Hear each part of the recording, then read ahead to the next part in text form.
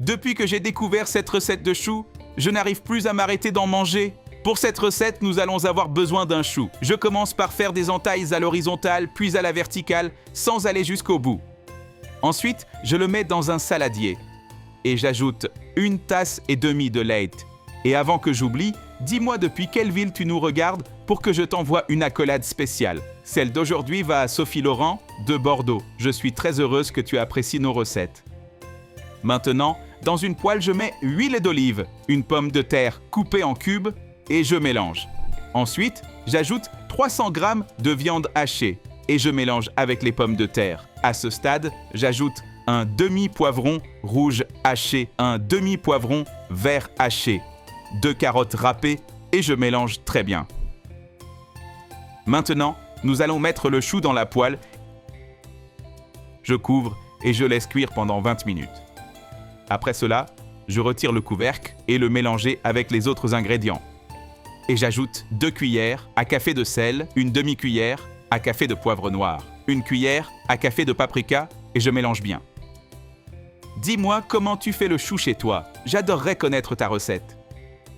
Dans un saladier, je mets 3 œufs, 1/4 de tasse de fromage blanc, 3 gousses d'ail, 2 cuillères à soupe d'huile, 3 cuillères à soupe de farine de blé, persil à goût et je bats bien jusqu'à obtenir une texture homogène.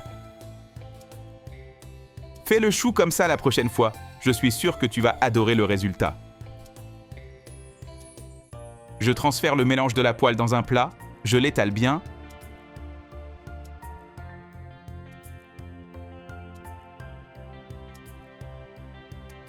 Et je verse enfin la préparation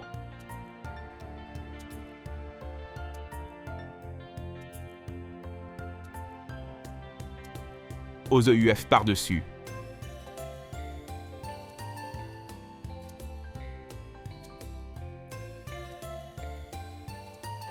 Et pour la touche finale, j'ajoute mozzarella râpé à goût.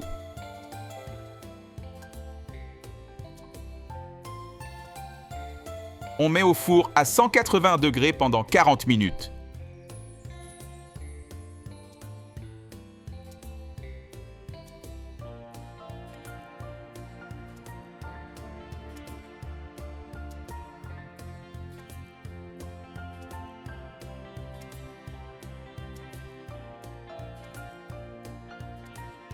Cette recette, en plus d'être belle, est vraiment délicieuse.